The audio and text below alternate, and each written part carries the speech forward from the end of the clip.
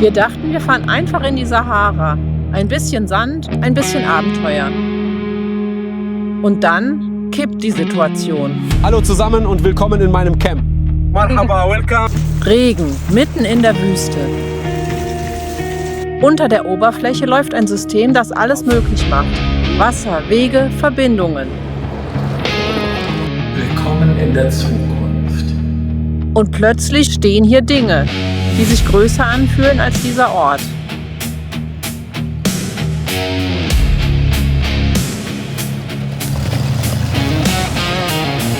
Erkçebi fühlt sich anders an. Und genau das wollten wir verstehen.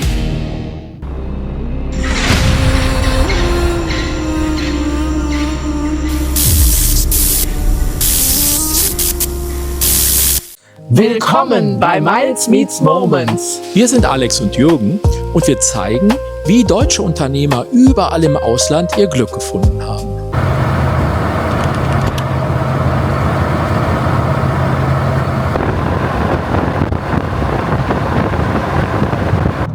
Richtung Merzouga und wir hatten eine ganz tolle Zeit auf dem Campingplatz Tismutin bei Tingir. Das ist ein ganz, ganz schöner, kleiner Platz mit ganz tollen Menschen, die diesen Platz praktisch bewirtschaften und führen. Wir haben da gestern super lecker gegessen und ich war eine Runde laufen. Und dann haben wir einfach nur die Aussicht genossen und die Ruhe. Da war es nachts so schön ruhig, man hat echt nichts mehr gehört, außer den Sturm, den es am Anfang gab. Es war ein Unwetter in den Bergen, das ist direkt am Atlasgebirge und da war wohl ein Riesenunwetter und dementsprechend windig war es da auch. Jetzt sind wir unterwegs und haben gerade schon so ein paar tolle Aufnahmen festgehalten von der Umgebung hier. Also ich finde, es sieht hier aus wie in Amerika, obwohl ich da selber außer in Las Vegas noch nie gewesen bin. Aber so stelle ich mir Amerika vor. Auch die Straße vor uns, gerade und immer geradeaus und kilometerlang. Und ja, wir freuen uns auf das, was da heute kommt. Ja, warum fahren wir überhaupt nach Merzouga? Der Plan war, nach Zagora in unsere Werkstatt zu fahren und den Motor nochmal überarbeiten zu lassen. Aber der Motor schnurrt jetzt wirklich seit 300 Kilometern total gut. Und in Merzouga, das kennen wir noch nicht, da haben wir vor, einen Vergleich zu bauen zwischen Wüste, wie wir sie jetzt aus Zagora kennen, die Sandwüste, und die Wüste, die jetzt in Merzouga ist. Und da gibt es auch eine tolle 4x4 Werkstatt. Also mal schauen, ob wir noch hingehen in die Werkstatt. Auf jeden Fall jetzt erstmal zu den unterirdischen Wasserleitungen.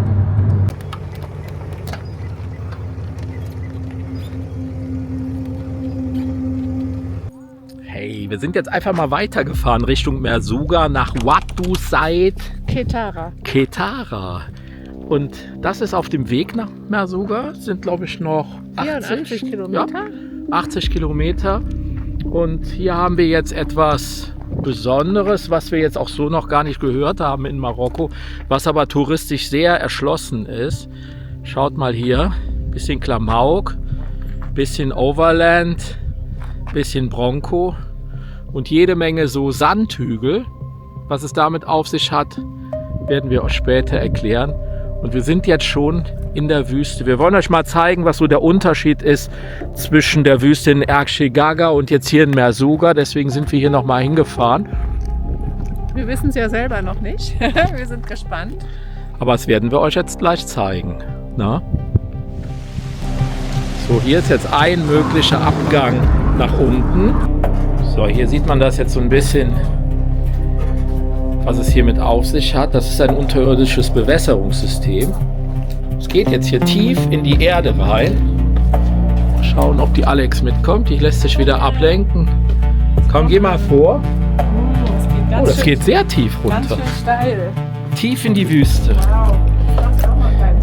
Da hat das Synonym tief in die Wüste mal wieder eine andere Bedeutung.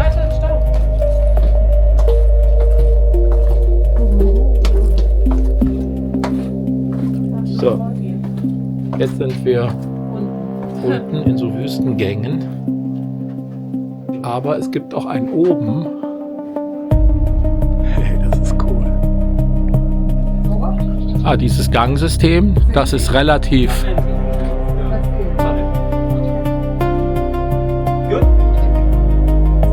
lang, aber auch There was water here just then. No, the water for 100, 200 before.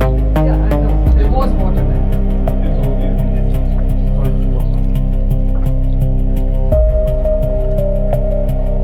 immer wieder diese Schächte nach oben. Die haben wir auch oben schon gesehen. Das waren nämlich die Hügel, wo wir gesagt haben, da kommen wir später nochmal drauf zurück. Und das ist jetzt echt hier so ein altes Bewässerungssystem, komplett aus der Erde gehauen. Und wenn man hier anfasst, man merkt, dass das auch sehr porös ist. Sowas kann bestimmt schnell zusammenfallen. Hier geht es jetzt auch nicht weiter. Und besonders sicher kommt einem das ja auch nicht vor, oder? Also ich habe hier keine Angst, aber wird schon noch halten. Muss vielleicht so sein. Sieht gemütlich aus. Und es ist kühl. Uns hat auch jemand erzählt, dass er schon mal so einen Tunnel oder so einen Gang gebucht hat und dort ein Essen organisiert hat. Ah ja. Dinner unter der Erde. Ja. Cool, also es ist echt gemütlich hier. Was soll ich sagen? Wir gehen jetzt nochmal in die andere Richtung und irgendwo habe ich schon mal gelesen, dass man sich in den Gängen auch verlaufen kann. War aber jetzt hier gar nicht so möglich. Nein. Hier geht es einmal nach links, einmal nach rechts. Hier kann man sich nicht verlaufen. Der ganze Spaß hat jetzt pro Person 20 Dirham Eintritt gekostet. Das sind 2 Euro umgerechnet pro Person. Dafür lohnt es sich auf jeden Fall. Weil sowas haben wir in der Tat noch nie gesehen in Marokko. Und wir sind ja jetzt schon etwas länger hier. Ja. Mal gucken, wie weit wir kommen. Hoffentlich verlaufen wir uns nicht, Alex. Also Quatsch, ne? Man kann nach rechts und nach links gehen. Ja, in diesem Gitter. Ja. Aber vielleicht gibt es auch andere, die ein bisschen mehr zugänglich sind. Und man auch nach links und nach rechts und nach oben und nach unten, vor und hinten gehen. Genau. Ja. Vielleicht muss man ja sogar gar nicht hier so ein Ketara besuchen. Es kann ja wirklich auch sein, dass es das auch irgendwo anders auch noch gibt. Aber hier rechtsrum könnt ihr euch merken, wird es enger und weiter auch. Hier haben wir wesentlich mehr Fläche zu laufen und kurviger. Wow. Immer tiefer und tiefer und tiefer. Oh, das wird jetzt sehr interessant da hinten. Das sieht ja richtig abgefahren aus. Nochmal ein schöner Fotospot. Am Ende unserer Besichtigung. Schade, dass es nicht weitergeht. Ja. Boah, ist das hier toll. Absolut ruhig, ne? Was meinst du? Hat der kleine Ausflug sich gelohnt? Auf jeden Fall. Ich bin nur ein bisschen außer Atem noch, weil es geht doch einige Treppenstufen runter, bis man durch die Gänge gehen kann. Aber es ist total spannend und ich habe sowas vorher noch nie gesehen. Ich habe ja das Gefühl, dass es hier etwas heiß ist. Ja, hier merkt man die Nähe der Wüste. Oder wir sind wahrscheinlich schon mittendrin.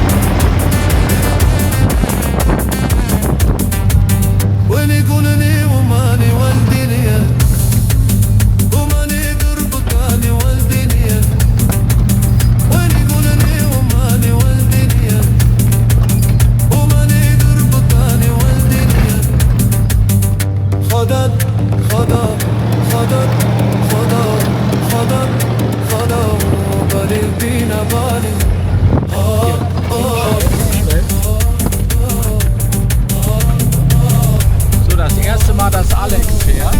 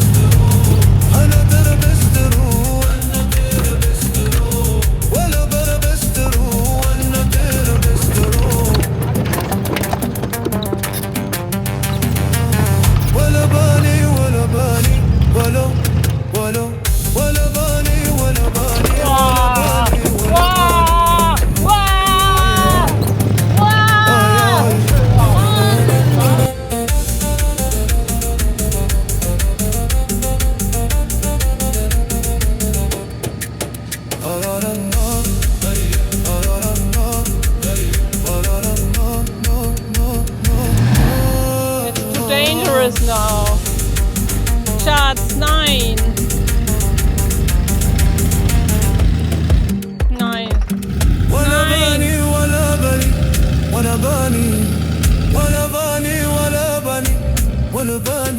Oh nein.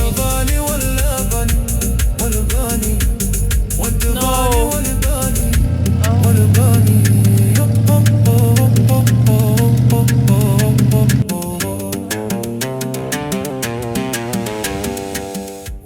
Jetzt haben wir uns komplett festgefahren, das zweite Mal. Man sieht da unten die große Sandburg, die gebaut ist. Und jetzt ist der Guide gerade in die Oase unten gefahren und holt ein dickes Seil, um uns hier rauszuziehen. Ich kann euch nur sagen, habe ich aber schon mal, niemals alleine in die Wüste fahren.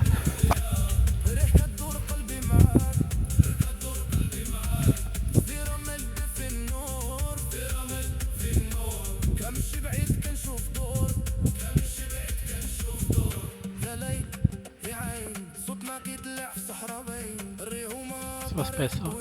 Nein. Was hast du? Ich mach das nie wieder in meinem ganzen Leben.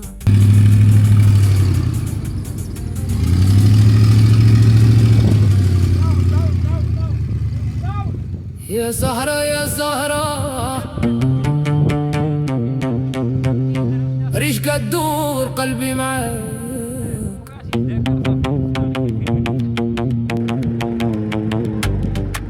ترامل في النور تمشي بيت كنشوف دور يا ليالي صوتنا بيطلع في سهرة ريهما طريق طويل قلبك يمشي ما كايهيل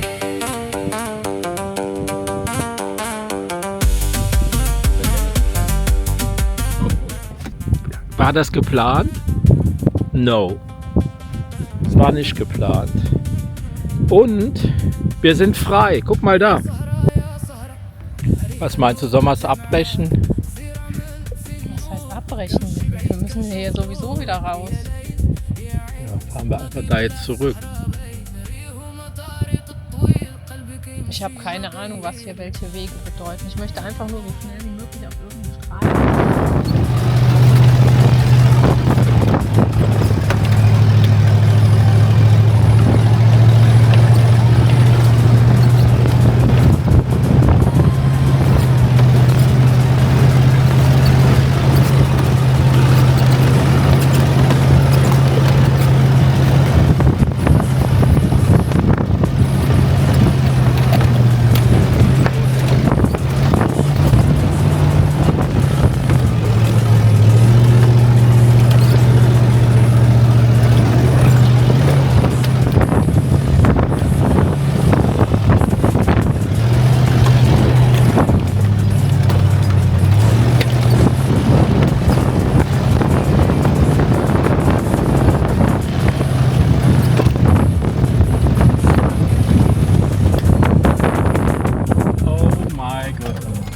You're very good. Willkommen, herzlich willkommen. Welcome to Morocco. Willkommen, herzlich willkommen in Marokko. Auf Wiedersehen, ne? Auf Wiedersehen, mein Freund. Shukran. Herzlich willkommen.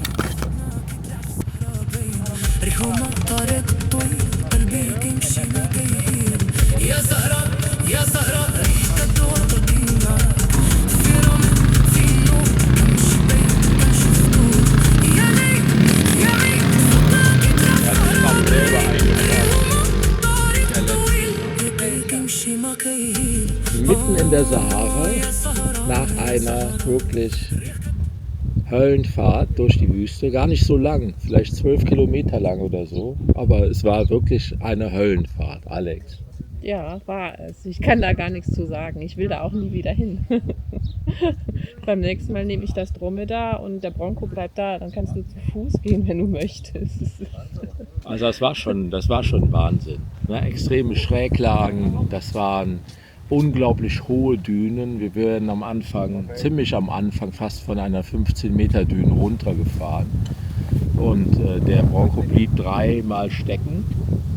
Und am Ende hat er seinen Meister sogar noch gefunden. Da kam einfach hier so ein Nomade, der konnte den perfekt fahren. Und der ist dann nochmal eine riesengroße Düne raufgefahren. Und hat uns geholfen, an eine Stelle zu kommen, wo wir dann hier ins Camp gelandet sind. Also ehrlich gesagt fand ich es unverantwortlich von diesem Guide, der uns da durchgeführt hat. Wir sind noch nie in der Wüste gewesen und der führt uns gleich über die höchsten Dünen, statt über die normalen, kleineren Anfängerdünen zu fahren, haben wir ihm auch vorher gesagt, aber er musste unbedingt da drüber und das hat mir überhaupt nicht gefallen. Ich finde es auch nicht lustig. Kann ich auch verstehen. Also das sind jetzt so zwei Welten, die da aufeinander geprallt sind, weil das wirklich kein Kindergarten war und das Auto ist ja auch noch nicht so im Griff. Bei mir jetzt als Fahrer, dass ich das in- und auswendig kenne. Es war am Kochen zwischendurch und ja, ich hätte mir auch ein bisschen mehr Einleitung gewünscht, aber so wurden wir ins kalte Wasser geworfen.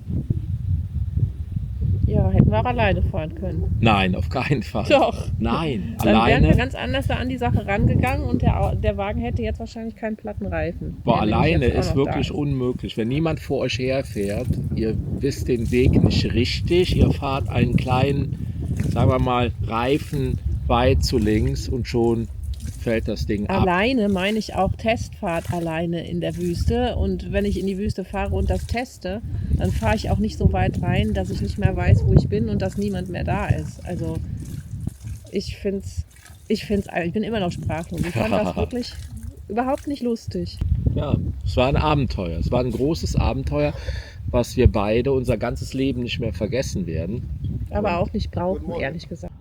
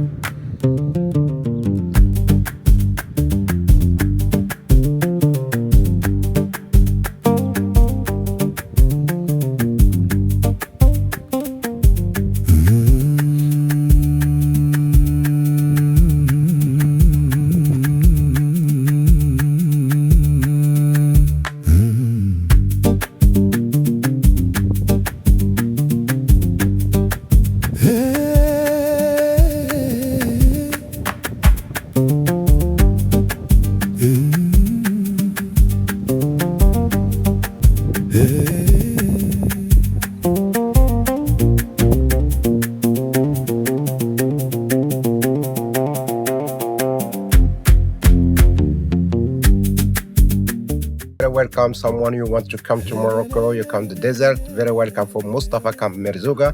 It's tradition camp and tent like in nomad tents. You're very welcome. Everyone you want to spend night here in Sahara, 1 night or 2 nights, welcome.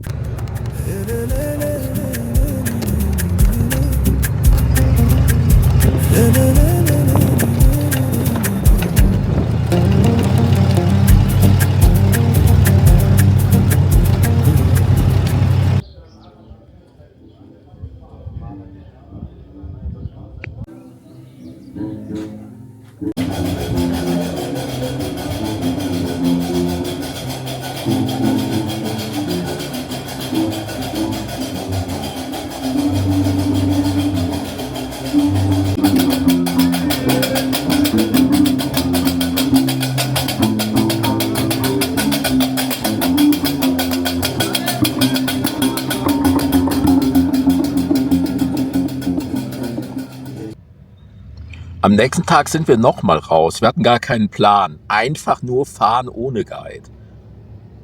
Die Wüste wirkt plötzlich anders, ruhiger, klarer. Wir werden angesprochen. Abdul. Er lädt uns in sein Hallo Camp zusammen ein. und willkommen in meinem Camp. Mein Camp heißt Sun Mau Desert Luxury Camp. Und auf einmal eröffnet sich hier noch eine ganz andere Welt. In the silence of the dunes,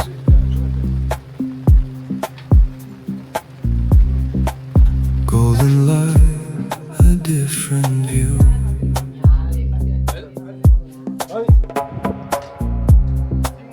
Every step, the world slows down.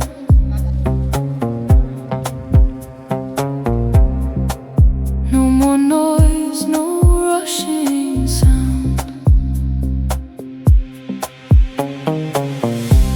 Firelight and open skies, shadows dance, the night arrives. Here we stay, we breathe it in. Let the quiet world begin.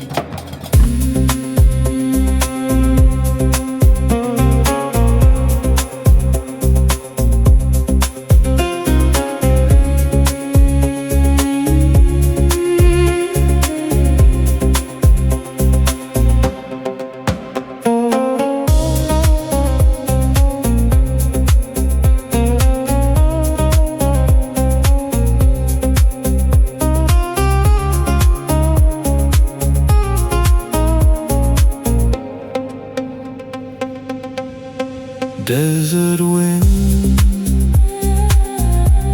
soft and wide. Nothing here we need to hide. Every moment feels so real, more than words could ever feel. Under stars that guide the way, night turns slowly into day. In this place we Ein Ort mitten in der Wüste. Mit Liebe zum Detail. Mit einer Ruhe, die du sofort spürst. Wir nehmen euch da im nächsten Video komplett mit rein. Aber bevor wir Ergshabi verlassen wollten, gab es noch einen einzigen Ort, den wir unbedingt sehen wollten.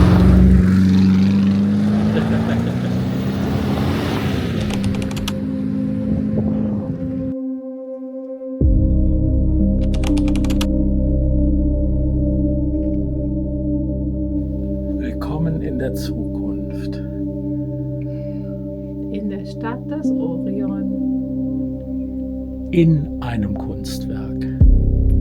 Oder besser gesagt, auf einem Kunstwerk.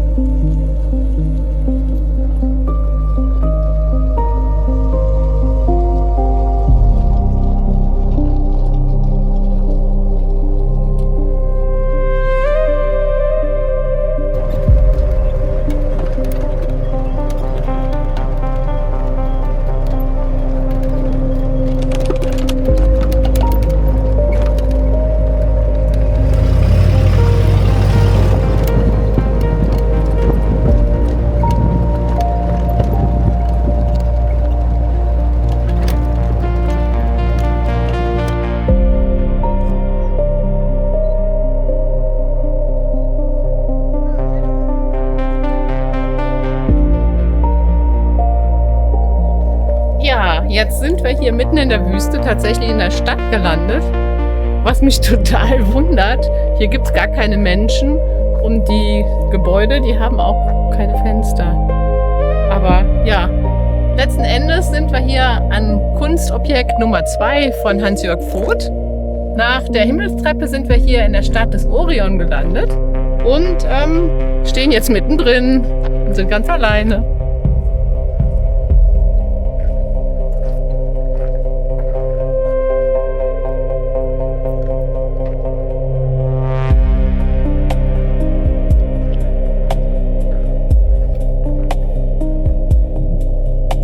Mitten in Ergshebi stehen Werke, die du hier nicht erwartest.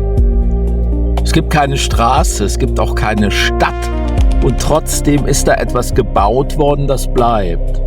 Hans-Jörg Voth hat genau hier Dinge erschaffen, die größer wirken als ihre Umgebung. Sehr, sehr leise, einfach da. Du stehst davor und merkst sofort, hier geht es um viel mehr als nur Kunst. Es geht um eine Idee, es geht um Zeit und um die Frage, was bleibt, wenn alles andere weg ist. Die Wüste verändert für uns alles und genau deswegen entstehen hier Dinge, die woanders nicht möglich wären. Ergshebi zeigt dir keine Antworten. Aber dieser Ort hier hat uns die richtigen Fragen gestellt. Und genau deshalb bleibt er im Kopf.